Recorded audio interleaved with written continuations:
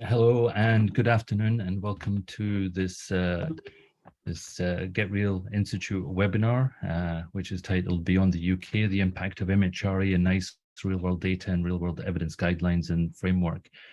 To begin with, I just wanted to highlight that the webinar is being recorded, and hopefully we aim to make it available in the coming week or so.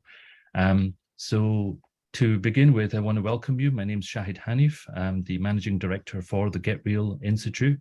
And today's webinar is looking at the guidelines and framework from NICE and MHRA. We'll be discussing both those. It's been about almost a year coming up to the MHRA guideline being published, and about 4 or 5 months since the NICE framework has been published as well. So we want to both discuss those and also think about what's going to be the impact of these guidelines and framework beyond the UK, as well as how NICE and MHRA are thinking about their work beyond the UK as well. So I wanted to introduce my panel to start off with. Maybe what I'll ask them to do is to introduce themselves in turn. So David, if I can hand over to you to introduce yourself. Yeah, I'm David Brown. As it says there on the slide, I'm currently the Head of Statistics in the Healthcare and Quality and Access Group at the MHRA. But the main reason I've been invited to this seminar today is that I was involved in the group that developed the MHRA guidelines as part of the internal real-world data group that we've got at the MHRA. Thank you. And Rachael? Hello there, I'm Rachael Williams, and I'm the Observational Research Team Leader at CPRD, which sits within the safety and surveillance part of the MHRA. So my lifeblood is real-world data. I live and breathe it, and I was very happy to be involved in the guidelines, along with David, that came out from the MHRA last year. Thank you, Rachael. And Pall?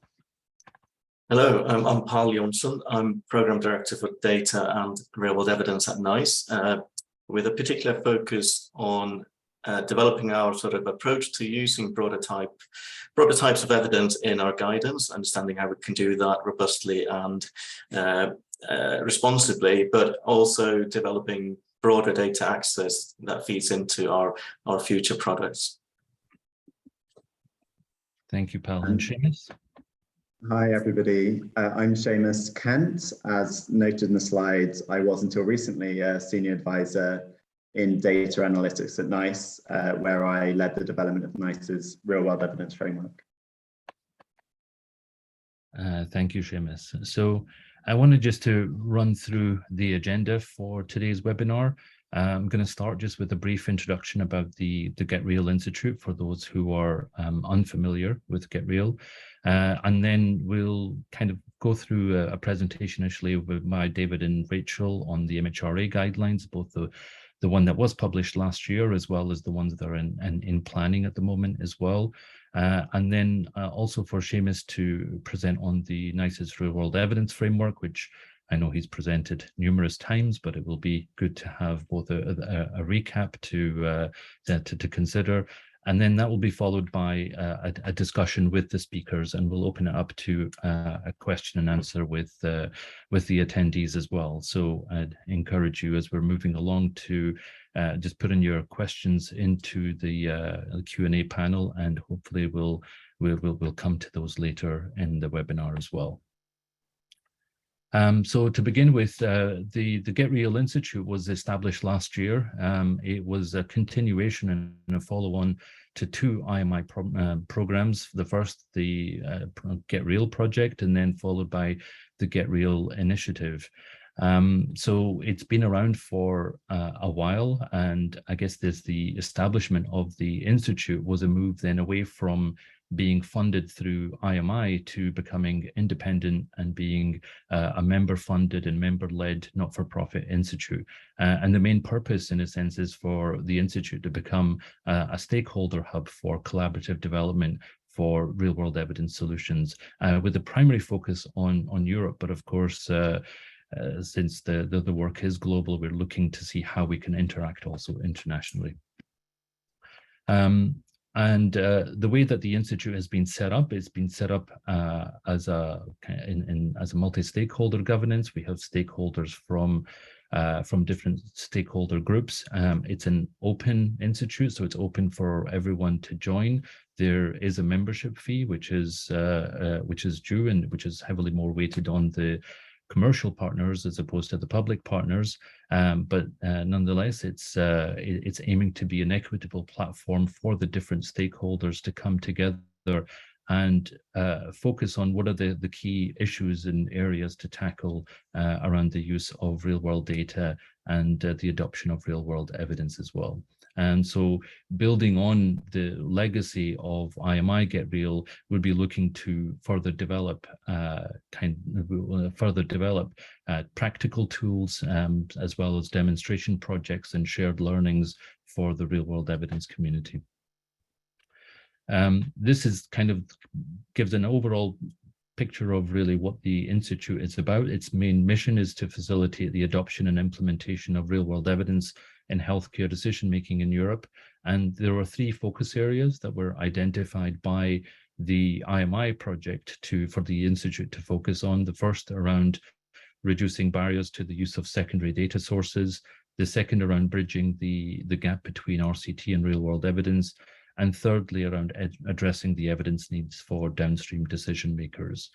So the Institute is looking to be a principal European forum for different stakeholders to come together to develop solutions, to understand what our priorities are and how to address those. It's also looking to clarify scientific and operational uncertainties through case studies and demonstration projects, as well as facilitate the adoption of best practices through the development of translational resources as well. And we aim to address the skills gap through the GetReal Academy and looking to provide educational content through that. This is the current membership composition. There are 26 members as of now. There are 8 from the public sector, 4 from regulatory and HTA organizations, 2 patient organizations and 2 academic organizations. And we have a very a strong backing from the commercial sector. As you can see, there are 18 commercial organizations, which do range not just from pharmaceutical companies, but as well as data science companies and health economics and outcomes research organizations as well. So with that, I want to hand off to David and Rachel for them to present their MHRA guidelines and their plans for that as well. So David, I'll pass over to you if you want to share your screen. Thank you.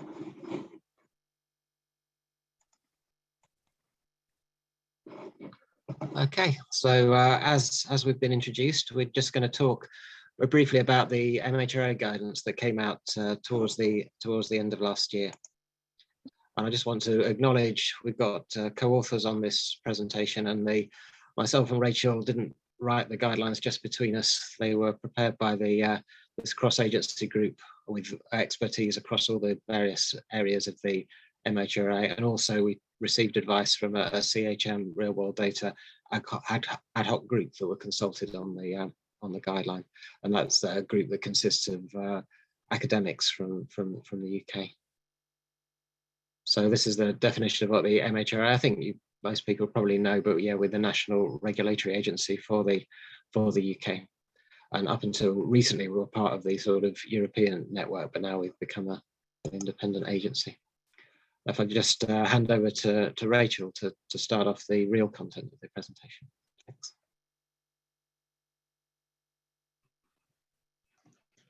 Thanks, David, and thanks, Shahid. And it might seem strange that within the context of a meeting like this, where we're talking about GetReal, and everybody here is probably familiar with real-world data to a certain extent. That we're starting off today with the definition of what are real-world data. But we found through our consultations in putting the guidelines together, and as we were actually consulting amongst ourselves at the MHRA, that it became really important to have a solid definition of what real-world data was for us in the context of this guideline. So for us, It's data that is collected while patients are going about their real lives. So it's sometimes referred to as observational data or non-interventional data, but data that's generated as patients touch different parts of the healthcare system and as they are going about their daily business. So information and data that is being collected on them anyway, it would get recorded regardless of any research interests or needs. Obviously, that brings strengths and also challenges, as opposed to data that might be specifically collected for the purposes of research, such as in a clinical trial. So our formal definition is data relating to patient health status or delivery of healthcare collected outside of a clinical study. So here we really were focused not only on that real world element, but also on the healthcare element related to an individual patient. And of course, there are lots of different examples where we can get those data, both from electronic healthcare records, such as CPRD, where I work, but also from things like disease registries, administrative data, and from wearable devices the patient has themselves. So at the moment, in a regulatory setting, real-world data are used predominantly after regulatory approval in that post-authorization setting, both for looking at the utilization of a new drug or medicine, but also in terms of monitoring performance, largely in terms of safety. At the moment, real-world data is less often used in the very early stages before regulatory approval to demonstrate the safety and indeed the efficacy of those drugs or devices. And the use of real-world data at that stage in a product life cycle has been less well explored, and the guidelines for how those data can be used have been less certain in the past. So of course, there's lots of advantages of using real-world data in this type of setting. And for lots of people, the first thing that comes to mind is, well, these data are sitting around anyway, so doesn't it make it a lot quicker and a lot cheaper to use these data rather than going out and collecting something bespoke?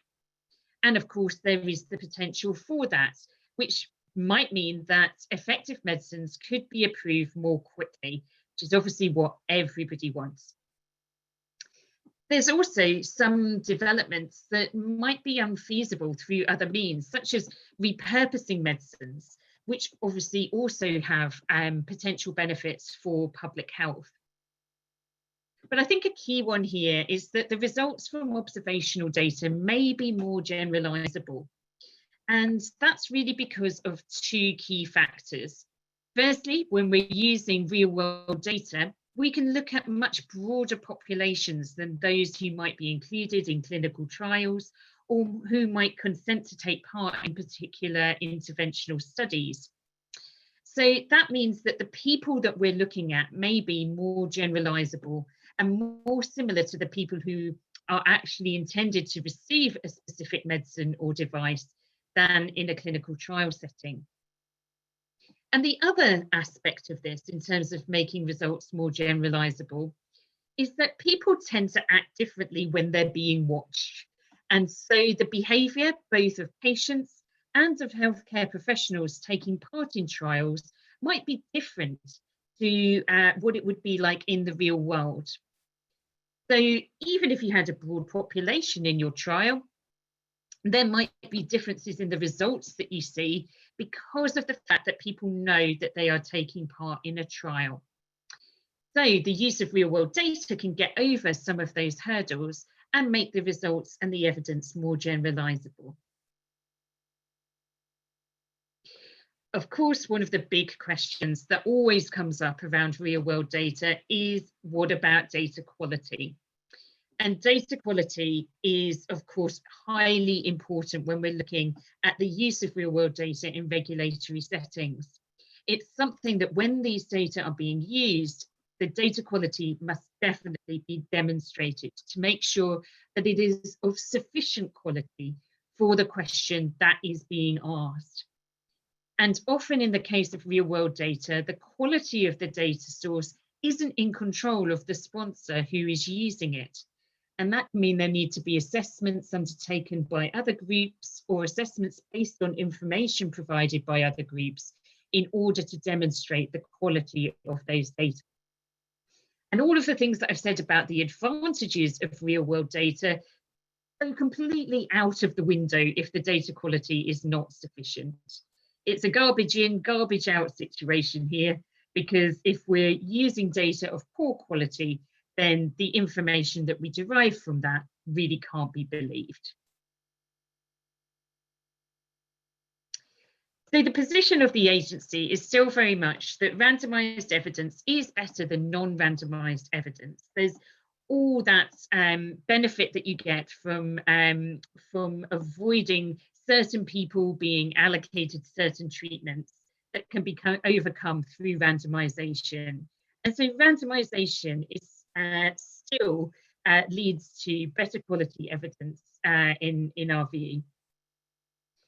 Of course, blinding to treatment allocation can also reduce biases, particularly some of those biases I was talking about earlier, where people might act differently if they're in a trial, but also if they know whether they are having active treatment or a standard of care or a placebo, for example. These principles obviously still apply when working with real-world data.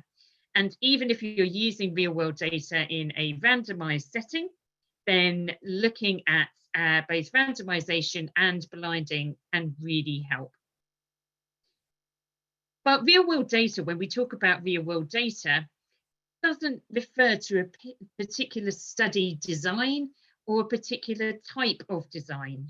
And there isn't a way that you can split between randomized controlled trials and real-world data, partly because real-world data can be used in randomized controlled trials in lots of different ways. So the agency certainly supports randomized evidence, and real-world data may be appropriate to use in those situations and in non-randomized studies to support regulatory approvals. I'm going to hand back to David now to talk you through a little bit more about how we put the guidance together. Right, thanks, Rachel. So what the MHRA is doing is we're producing a series of guidelines, and we're just trying to provide general points to consider for people who might be planning to use real-world data in their research.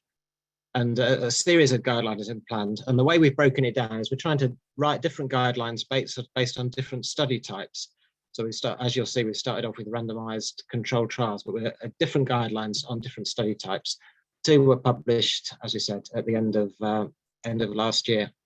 And we had a consultation on those, and it was quite well received. There was lots of different comments that you can see from quite a range of different bodies. I'll just go back, and what I wanted to say here was that what's the purpose behind the MHRA releasing this guidance? Well, the obvious main purpose is to actually provide guidance. I mean, that's what it says on the front page. This is guidance for people who might be planning a trial using real-world data. But the other sort of unspoken objective is to register the interest of MHRA in seeing this sort of research. Because I think there is a perception out there, particularly when you're talking about initial registrations, that a licensing, a regulatory agency just wouldn't be interested if we did this using real-world data. They'd just throw it out. We're going to have to stick with a conventional trial. And I think by getting guidance documents out there, then it signals that interest, and will encourage people perhaps to take on developments that they might not have thought of doing otherwise. So that's the dual purpose of the guidelines. And this is how they've formed so far. So the first one that came out was an overview guideline, which introduces the series of guidelines, but then and also provides guidance on topics that will be relevant to all study types, because you don't want to be repeating stuff every time. This is the real-world data guideline for randomized trials. This is for external control arms, and then you're making duplicated points on data quality in every document. So in this umbrella document, it's got points that would apply to all the different any trial that you'd be using real-world data. So big sections on data quality, and then sections as well on what people would be, if you've submitted a trial to the MHRA, obviously our inspectors are going to want to look. So what are the kind of things that the inspectors would be looking out for when they go and look at this trial? Because obviously it would be different to standard clinical trials where you've generated the data yourself. How can you satisfy the inspectors that the data you're getting from these databases is satisfactory? And that guideline goes on to discuss all those points. And then there was the first one, which is the first one of the series, which is on different design types.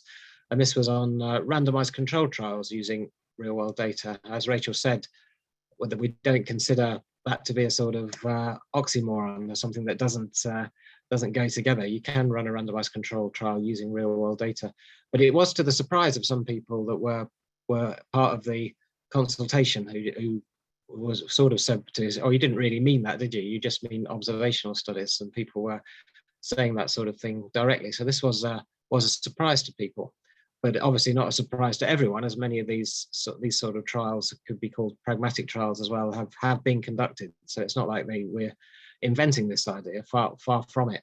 But it was a surprise to a lot of people in the consultation that that's showing that these sort of possibilities aren't being considered. So that, in a way, was one of the purposes of the guideline, to put these ideas into people's heads where they might not have thought of it before. And the guideline that we're in progress of writing now is on external control arms. So that's thinking of if you're running a single arm trial and you'd like to use real world data as an external control, or maybe you've run an underpowered randomized trial and you'd like to use real world data to bolster that control arm. So those are the points we're considering in the guideline that we're in the process of writing. Right, so this is what I've said this already, but that was the 2 point purposes of the guideline is listed there, numbers as 1 and 2. And the idea as well behind it was the reason we've come out with these sort of smaller documents. We're not trying to sort of compete, and here's another big real world data program competing with FDA and EMA. That's not the idea. We were trying to sort of fit in between those sort of guidance documents right there, because those are big, ambitious products, big, ambitious programs that they're delivering, covering almost every area. And what we wanted to do was to write some smaller, focused documents that we could perhaps get out a bit more quickly, and that would complement these big programs and not contradict them in any way. There's certainly no plan for that. And in fact, obviously, we consulted with FDA as the program was going on. So there's no intention to contradict anything that's in these other programs, but it's just to complement them with some small focus documents on particular narrower topics. So obviously, I'm not going to in a short presentation go through the content of both the documents, but I did want to mention the randomized trial guideline briefly. And this is the simplest possible design that you can imagine in a randomized trial with a database. So you've got your real world data database, and the patients are randomized. You can imagine it being maybe at a clinic, a doctor's surgery, to one of choice of interventions, and then they're followed after that. They're just followed as is routine for that database. So for those patients, apart from the randomization and the obvious consent, they wouldn't have an altered experience. After that, they go away and behave exactly as they would have done otherwise. So this sort of approach would be acceptable, but certain criteria would have to be met for it to be allowable. So you'd need to know that the endpoints you need are routinely collected in that database, and that those endpoints are objective. So you can imagine maybe if mortality was your main endpoint, and that's the obvious case where that would perhaps be possible. When you're writing your protocol, you should have the same level of detail as a traditional trial. So real world data isn't synonymous with lowered standards, and sometimes when people are talking about it, maybe they just say, well, real world data will solve all this. Well, it's a useful data source, but you still need to analyze it and run it in the same ways as you would have done before. But if all these points are satisfied and you can run this simple trial, then there's no reason why this data set shouldn't be equally acceptable from an MHRA perspective as an open label traditional randomized control trial would be in this same population using the same endpoints. obviously there might be limitations, and maybe there's an extra endpoint that you would like to have that wasn't available in the database. Then you can start running into areas where you're kind of running a hybrid trial, where you maybe have the occasional specific study visit to collect this extra thing, but the majority of it is collected from the database. As there's more and more that you can't get from the database that you need, and if you started adding in loads and loads of extra endpoints, then you start to question maybe whether you were getting any value really from running it as a real world data trial, and you may as well just collect the data bespoke. But I think there's a large middle ground, and obviously the guideline itself goes into a lot more details of different scenarios and things that could arise, talking about blinding, could that be possible in these sort of trials, and all those other sort of aspects. But that just gives you an essence of it. And I just wanted to make again that this point which comes through. So from our perspective, whether the study is from a real world setting or the result of a hybrid trial, as I talked about, or a traditional randomized controlled trial, that's not the critical point. The idea is that the evidence is of good quality. And if that's the case, it doesn't really matter to us whether it's labeled as real world evidence or whether it's just evidence from a more traditional trial. The idea is the quality high. And so if the trial's well designed and it's conducted and it answers the question of interest, then the categorization of the data source isn't important when the decisions being made. And all these considerations which are listed in the third paragraph, do you need to blind it, and all those other points that you would always ask yourself when you're running a clinical trial, those aspects still arise here, and existing regulatory guidance would still be relevant. So obviously with any guideline, it can't cover everything, and we've only covered one sort of type of trial so far, so it's clearly not comprehensive. What we do say is, if you're thinking of running a program with real world data, then please come in and ask for advice on whatever type of trial that you're thinking of running, and we'd be very happy to talk to you about it. So obviously that's a very quick run through. The guidelines themselves have much more details, but I hope I've piqued your interest a little bit with that presentation. Thank you very much. Thanks very much, David. And now I think if I can hand over to you, Seamus. Yeah, absolutely. Thank you, Shahid. I'm going to do this without slides, so don't expect some to come up on your screen. So I'm going to present a little bit on the genesis of NICE's Real World Evidence Framework, why it was developed, what it sets out to achieve, and then along the lines of the themes of this session, talk a bit about alignment with the guidance that regulatory authorities have issued or are developing, as well as alignment with other HTA bodies, and then offer some thoughts on UK's role as a leader in this space. But of course, I should reiterate at the start that I am no longer a NICE employee, and I'll defer rather to Pall in the discussion. He can talk about some of these questions from a more sort of formal NICE position. Yeah, I think it's worth starting with why we developed the framework and what we set out to achieve. So some of you may well know that NICE has a long-stated ambition to make greater and better use of real-world evidence in the development of its guidance. And part of this motivation comes from a recognition that it's important to learn from what happens to patients in routine practice, and also the advances that have been made in the availability of high-quality real-world data, our ability to harness this data and to interrogate it and generate evidence from it. But some of the motivations also respond to the changing landscape. So things like accelerated or expedited regulatory approval, which has led to HTA bodies having to make decisions at earlier points in the life cycle of a technology, perhaps with less evidence than they would have been used to in the past, as well as changes in their technology landscape. So an increase in targeted therapies in rare diseases, where we see a higher number of single-arm trials without randomization, or sometimes we see randomized trials where the comparator arm isn't relevant to the UK's decision around reimbursement in the UK. So NICE recognizes the value and need to think about real-world data, but wants to make sure that the evidence that's generated from this data can be trusted, that is, it's developed transparently and that it is robust. So that's where the real world evidence framework came about. So the framework looks to try and do this by providing clear information around where and how real world evidence can be used to inform NICE recommendations, and also clearly describe expectations around the planning, conduct, and reporting of real world evidence studies.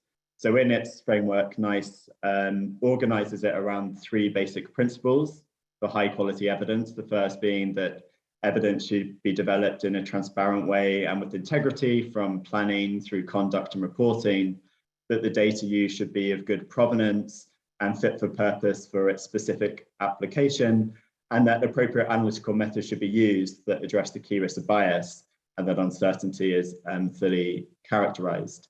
And then the detail of the framework is really about supporting the implementation of these 3 principles across the different use cases for real world evidence. And the framework is written in a way primarily targeted at those developing evidence and to inform NICE guidance, and allows, say, companies to be able to demonstrate that they're aligning with established best practices, but also equip those reviewing evidence or committees to be able to appropriately critique real world evidence studies and provide constructive feedback on how that evidence can be improved. So we engage with a lot of organizations and stakeholders in developing the framework, as well as in our formal consultation just before publication, and we had a very good response from across the stakeholder communities.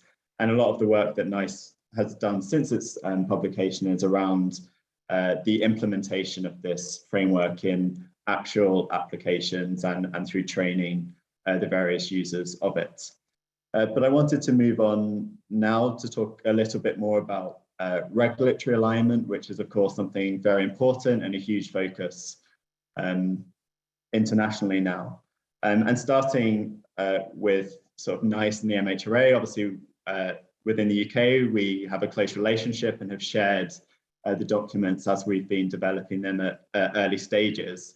And certainly we were lucky and nice to be able to follow on from the guidance that had been published by the MHRA and ensure that we're using similar terms, similar language, and that there's a good alignment in this way.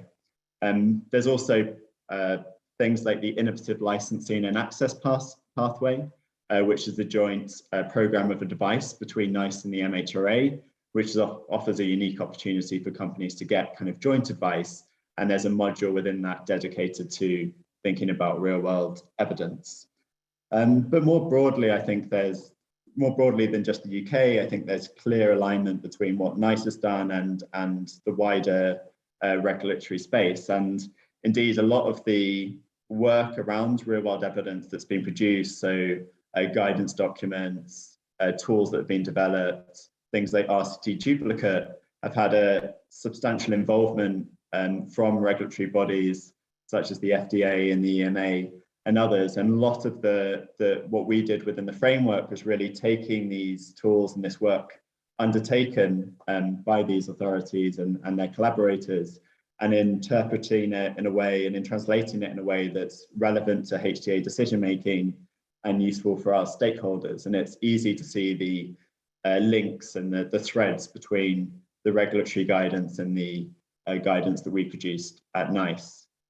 I think when it comes to HTA, I think things are developing at a slightly slower pace. So we've seen some other guidance documents produced, for example, by HAS in France, and guidance around the use of registry data from Germany, as well as some sort of pieces of work from Canada and elsewhere.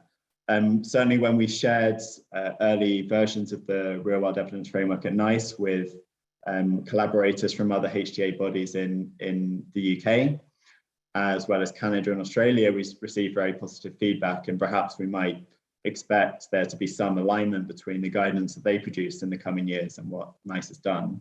Obviously, over the last few years, NICE has had a little bit less formal involvement within the European system for reasons that everyone's familiar with. But obviously the initiatives like the European HTA regulation, UNETA 21, we might expect to see greater alignment there as well. Though I note that in the last couple of days, the European Pharmaceutical Federation issued a statement about questioning progress around the methodological alignment through that. But I would defer to others who know a lot more about the European setting than I do. And so just to finish off with talking a little bit about UK leadership in the space, clearly NICE is a relatively early developer of a consolidated real-world evidence framework, and it can build on that as well as its obviously wider reputation going forwards. I think clearly the opportunity to work more closely with the regulatory partners as well as the other national HTA bodies is a unique offering that the UK can provide, and I think that can be very important going forwards. But also working closely with other HTA bodies in advancing the use of real-world evidence. NICE recently announced its formalization of its existing collaboration with other UK national HTA bodies, as well as Canada and Australia, and perhaps that can offer a mechanism to further develop work around real-world evidence. And of course, it can work with these and other stakeholders through multi-stakeholder organizations like GetReal. And I think with that, I'll pass back to you, Shahid. Thanks very much, Seamus. Maybe Pall, start just by bringing you in. I think I'd be interested both in terms of your involvement with ILAP as well as kind of the presentation of NICE's framework kind of more internationally, how that's been accepted, I guess, by other regulatory and HTA organizations. Seamus has mentioned obviously a few where NICE has been more closely aligned to, and perhaps maybe some of the other HTA bodies where there is kind of less alignment. Has there been much discussion there, as well as, I think importantly, with other stakeholder groups as well? Can you comment on that?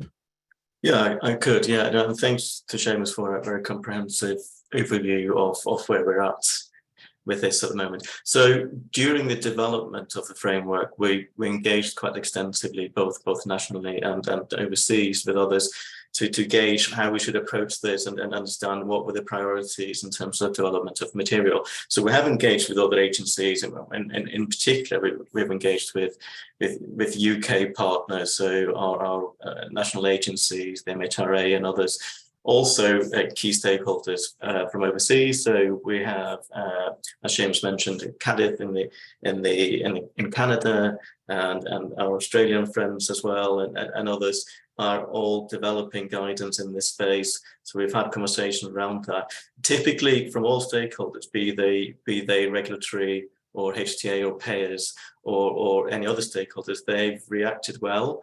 Generally speaking, people feel that the guidance that's provided is helpful and sort of signals really what NICE considers as a good practice and best sort of practice in generation and synthesis of evidence. Although we don't typically go for or we don't address or stipulate any specific quality standards in this. This is partly because we have to work across different areas. So within the health technology assessment space, we're looking at assessment of drugs, devices, diagnostics, med tech, digital health, and so on. So there's quite a lot of variation in terms of availability of data, and therefore it's difficult to set a certain quality standard for data across all these different programs. Plus, we also have to think about our guidelines, clinical guidelines, public health and social care, that we're also responsible for.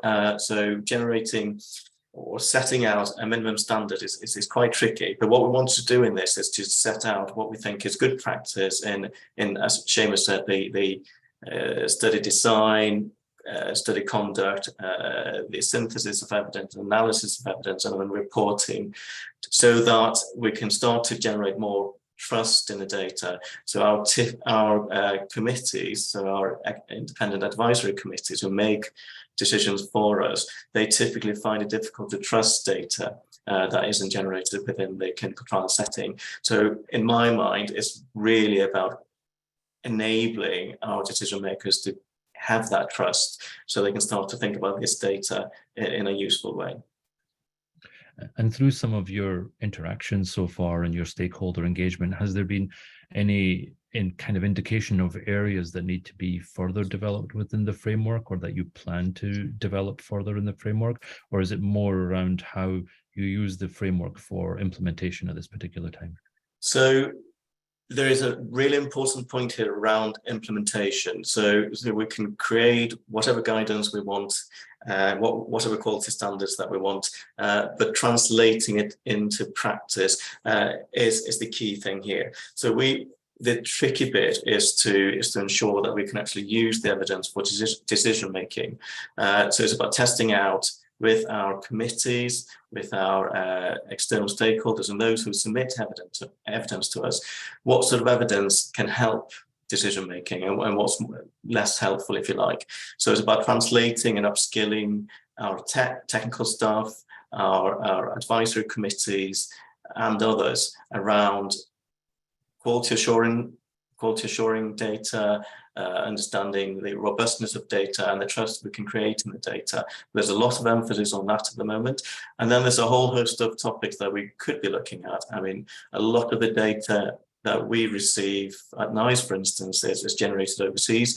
So it's about understanding, can we accept observational data or medical health records from overseas to support some of the claims that are made around effectiveness or other factors in our assessments.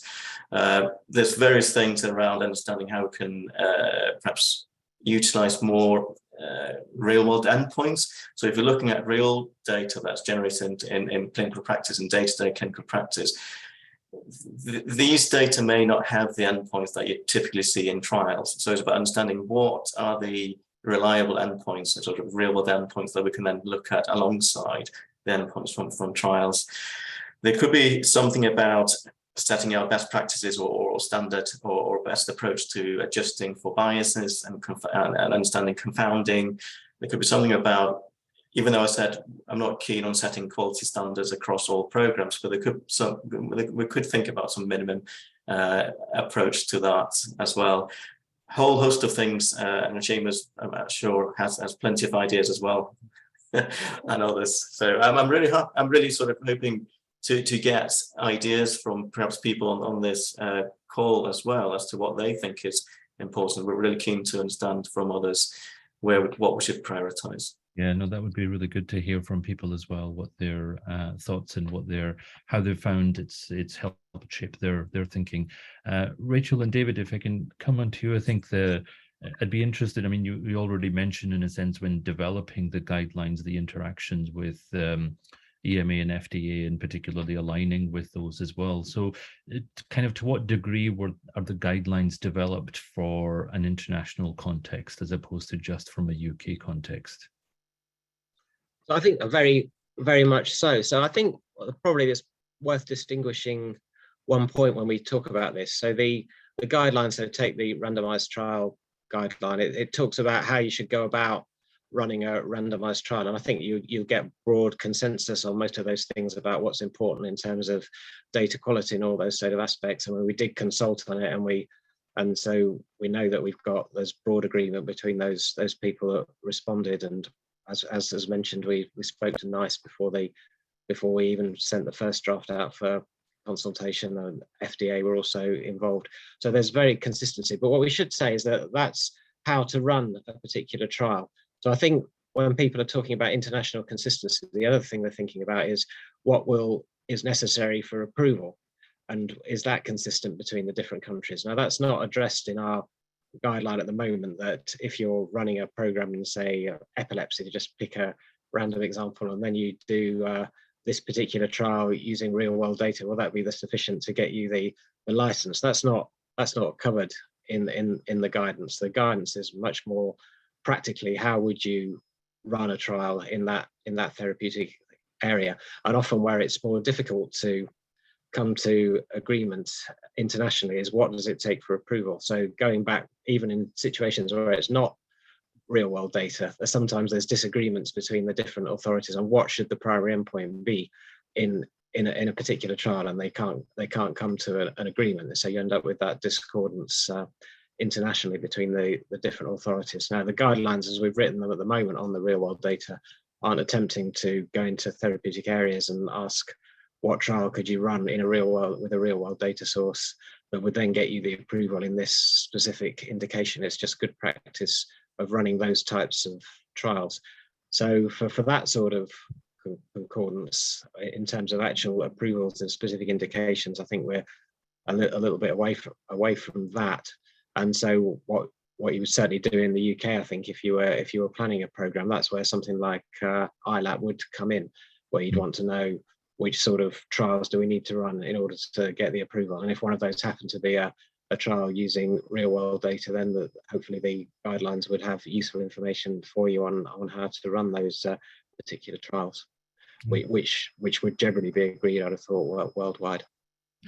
And just to follow on, I mean, are you finding that since producing the guideline, has there been any degree of shift of conversation with sponsors, for instance, because you've kind of put this intent out, you've put the guideline out to try and kind of clarify those things, particularly if some sponsors were not as aware that the MHRA were kind of considering this as well? Is that leading to different types of conversations and discussions with sponsors? Yeah, very much so. It's led to sponsors coming in directly talking about it, saying that they've seen the guideline, they're interested in that. Could they talk about it? So we've had meetings, which you can never know what would have happened in the parallel universe, but I believe that some of those conversations wouldn't have taken place if the guideline hadn't been out there and people hadn't seen the interest that's there. So yeah, just last week I was speaking to a company that had seen the guideline and wanted to ask for more details and things, and that's not been infrequent. So that there definitely has been a stimulation of interest. And as well as the guideline around the single arm trials, what are the other ones which are planned in the next period ahead? That's all we've got on the docket at the moment. So we'd be very grateful for suggestions as to what could come afterwards, and because that's the one we're very much focused on. But if people have got things that they really want, there's every potential for getting them up the list, because there's not a queue at the moment.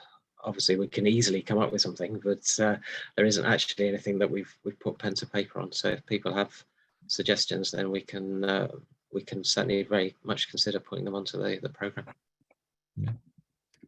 Rachael, did you want to come in? Did you have something to add? I was just going to add in response to the second question about the interests that we're seeing since the guidelines were released. That there's been significantly more interest in some of the services that CPRD can offer, including the sprint service, speedy patient recruitment into trials, where we start from the position of looking at the observational databases and use those as a starting point for where there might be potentially eligible patients to be able to go and recruit via GPs. And yeah, there's definitely been more interest in that service, along with other CPRD data and services following the launch of these guidelines. So there's a couple of questions here as well around the commonality of engagement, particularly with Canada and Australia. So maybe, Pall, you want to comment on this, because there's been recently, I believe, something announced around a kind of a common approach by a number of these HTA agencies together as well. Yeah, I think we can take this question even more broadly, so it's beyond just those two nations mentioned there, and I think we're starting to see an alignment, at least in terms of what we think is sort of good practice and what's good reporting, what's good methodology, and as Seamus said, design and conduct and reporting of real-world evidence studies. And that's where we're starting to see this alignment, and even more so in the context of HTA. So we have some commonalities already to start with, in that we're typically looking at clinical effectiveness and cost effectiveness, which is different to what the regulators are looking at. So we're looking at that in compared with routine clinical practice. So we have sort of slightly different questions to answer, and some of the real world evidence lends itself better to that sort of, to those questions.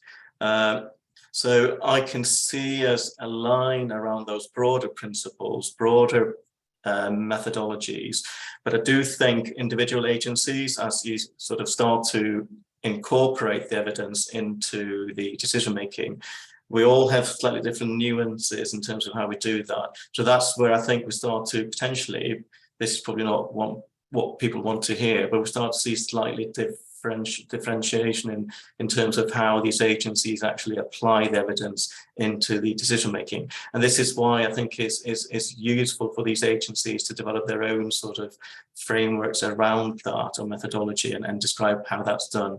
And I suppose that sort of takes us down to the next question that's on the screen in terms of the question is around, it's unclear how real-world evidence is applied in decision-making. And it's possibly a fair comment. We're trying to do the most recent appraisals, and they're not necessarily published. What we're trying to do is to do that a little bit better, explain what the sort of strengths and weaknesses of this additional data was compared with the randomized control trial that was considered. So we're trying to do that a little bit better, but I take that as a challenge. There's something that we probably need to do more of. Okay, thanks very much. I think one of the questions was along the lines which I did want to ask about, particularly about this convergence of regulatory and HTA expectations around the use of real-world evidence. And I think particularly with kind of due course around ILAP, and do you see other countries where regulatory and HTA kind of where there is convergence amongst that at a national level? Have you had much interaction kind of with that, and what do you see as being some of the issues and some of the differences, particularly around when it comes to both the approval and reimbursement of medicines? Yeah, I think David and Rachael can perhaps approach things from the regulatory side of things, because there's a lot happening with the EMA space, for instance. The FDA and the MHRA are all in this space as well, so there's a lot happening in there. As I said, I do think there is scope for a lot more dialogue, which is why I think the GetReal Institute offering this sort of multi-stakeholder platform for this sort of conversation, I think is absolutely, this topic is ideal for considerations within the context of the GetReal Institute, where we can actually start to come together, discuss the pros and cons, discuss where we have commonalities, where we diverge, mapping it out a little bit, and then align, and the organizations can take that back to their own organizations and inform their own practices from those conversations. So that's the sort of informal approach that I think we're taking back from those conversations with multiple stakeholders across multiple jurisdictions is very useful, in addition to developing those sort of more formal frameworks. Yeah, so I mean, in terms of the specific point made there was like the choice of comparator, for example, which could differ, and that is true, because very often maybe the regulator is happy with a placebo control, but the reimbursement agency would like to see the active control in there, and that's quite a common scenario. But it's difficult. But that's, I guess, a lot of these points aren't specific to real world data or clinical trial data. Those are sort of clinical points that sort of, so you're almost asking for joint therapeutic guidelines with between regulatory agencies and reimbursement agencies, and I'm not sure, there's not so many of those about, but you can get that sort of stuff from, so ILAP is an example where you can get the aligned advice in the UK. You could always get, before that even, you could get joint scientific advice between MHRA and NICE, which is available, where you could ask those sort of questions about control arms, and you could also ask about the suitability of real world data for certain parts of the study, of the application as well. And then at the European level, certainly when we were involved, and I'm sure it still happens now, you can get joint European scientific advice as well, where a range of the reimbursement agencies were invited. So quite a large number of them were part of it, along with the EMA scientific advice group itself giving advice, and there was joint advice available there. So there's various routes to go about things, but at the moment, I don't think, and it could be out of date, but there's joint actual therapeutic guidelines written jointly by regulatory agencies and reimbursement agencies. I don't think there's too many of those. Thanks, David. There's a few questions that have come in. Maybe we'll try and just get through these quite quickly. I think in terms of updating the guidance, I presume that that's not really up for discussion at this particular time, just because it's quite early on. So you're probably not able to give a clear indication of when that would be. But obviously, you would want to make sure that they're relevant and are kind of being used and being implemented.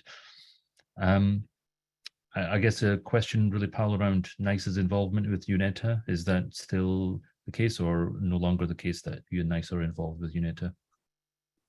I mean, we're engaging quite broadly. We're not a formal active partner in UNETA at the moment. So I mean, that's due to the exit out of EU.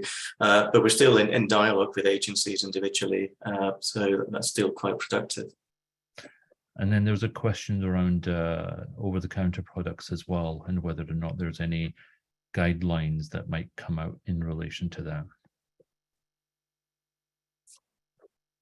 I mean, I have to say that this was one of the, I mean, maybe the term over-the-counter products doesn't quite capture it, but one of the main impetuses behind our guidance was to try and sort of repurpose medicines more. And so you can imagine some of these, so a randomized trial using a real-world data source could be very useful for a product that's well established, because one of the key reasons that will make it possible to run a practical trial in this sort of way would be if you know the safety profile of the product already, then that really limits what needs to be, it minimizes what needs to be done in terms of safety follow-up. Because when you're running a traditional trial with a brand new product, you've got to have very extensive safety monitoring, which is obviously going to take you well away from it being real world as such, because you're not having to be constantly monitor safety.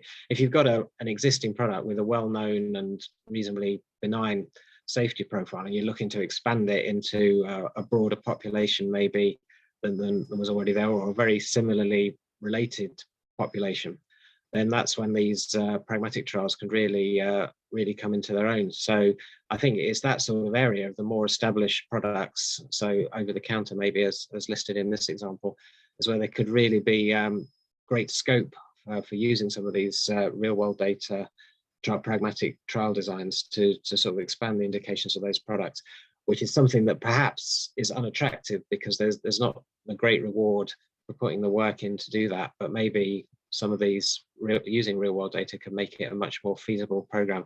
You often see academic groups, maybe they're interested in this sort of thing, but they're priced out of it. So maybe this could make some of these things more possible. So that was massively one of the impetuses behind the guidance. Okay. Just before we finish up, I realize there's a few questions outstanding, but I did want to kind of just give a brief kind of update on a few things that are coming up. There is another virtual workshop being hosted by Eden and also GetReal on Monday around on the topic of regulators and are they formally adopting real world evidence and when will HTA. So that's something we've been doing, having in collaboration. And if you are interested in joining that workshop as well, please email Ravinder Clare.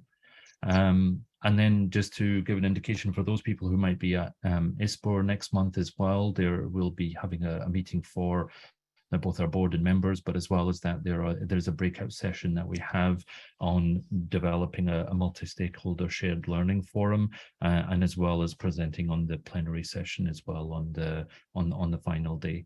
And then also just to give you an indication that next year we are in the process of planning a GetReal conference on the 16th of March, which will take place in Utrecht, and it will be looking at a European outlook around real world evidence in a global context. So we plan to reflect both on developments within Europe as well as internationally as well, and to try and bring that together. I realize we're out of time, but I think we can try and take a few of those questions if people are happy to, if you're happy to address them. Pal is then David, Rachael, Seamus, is that okay? Yes, yeah. Yeah. So there's a question around the digital therapeutics, and Pal, maybe you want to comment on that. Yeah, I can take that one very briefly. So perhaps of high relevance here is we have a brand new program called Early Value Assessment, EVA, and this is a program for promising new medtech or digital therapies that have a promise but have lacked to some extent the sort of evidence base behind them. So what we're proposing to do within this program is to work with the developers on defining an evidence generation sort of program for that particular technology. And as part of this EVA work, we're hoping to work with MHRA. Actually, we're in the progress of developing a program where we're working together sort of to develop our convergence statements around the best practice potentially for these devices. So watch this space. Okay, thank you. I don't know, David, if you had anything to comment around Darwin EU and any engagement that MHRA has with EMA on that.